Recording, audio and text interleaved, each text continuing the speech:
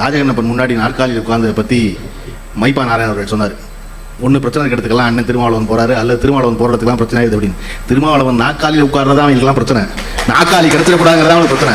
நீங்கள் வந்து நம்ம சொல்கிறீங்களே, அண்ணன் ரொம்ப பிரமாதம் சொன்னார். என்னன்னா, ஜி தொலைக்காட்சியில் வந்து அம்பேத்கரை பற்றி ஒரு நிகழ்ச்சி நடத்தணும் கடந்த ஆண்டு நவம்பர் டிசம்பரில். அப்போ அண்ணன் வந்து சிறப்பு விருந்தினர் திருமாண்ணன். நான் கடைசியாக வந்தால் போதும், ஏன்னா அம்பேத்கரை பற்றி அண்ணன் ஒன்றும் புதிய செய்தி கேட்க போகிறதில்ல பேசுகிறவங்க இருந்து. அதனால் இவங்க எல்லோரும் பேசணும், கிட்டத்தட்ட இந்த பக்கம் ஒரு 15 பேர், இந்த பக்கம் 30 பேர் பேசணும். அதனால் நீங்கள் மெதுவாக வாங்கன்னு சொன்னால் அண்ணன் குறித்த நேரத்துக்கு வந்துட்டார் எப்பவும் வர்ற மாதிரியே. சரி, வந்ததுக்கப்புறம் நீங்கள் வந்து அறையில் உட்காந்துருங்க, நாங்கள் நிகழ்ச்சியை நடத்துகிறோம், ரொம்ப அசௌரியமாக இருக்கும் அந்த நாற்காலியில்.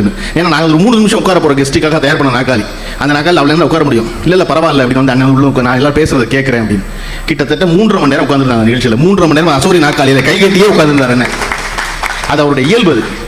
நான் வந்து ஒவ்வொரு நேரம் நடத்தும் போதெல்லாம் யோசனை பூரா எனக்கு இவர் மேலேயே இருக்கு.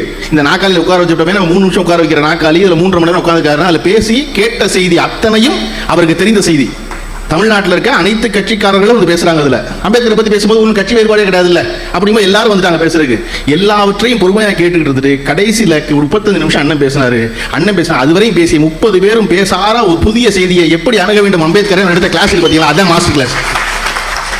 அந்த நிகழ்ச்சியை பார்த்துட்டு எனக்கு அவ்வளவு பேர் பேசுறாங்க, திருமாவளவன் அவர்கள் இவ்வளவு சிறப்பாக பேசுவாருன்னு நான் கேட்டதே இல்லை, நான் பார்த்ததே இல்லை அப்படி. நான் சொன்னேன், எப்படா அவருக்கு பொதுவில் மேடை கொடுத்தீங்க, எப்படா அவர் பேசுறதை கேட்டீங்க, கேட்டாலும் தான் தெரியும் அவர் எப்படி பேசுவாருன்னு.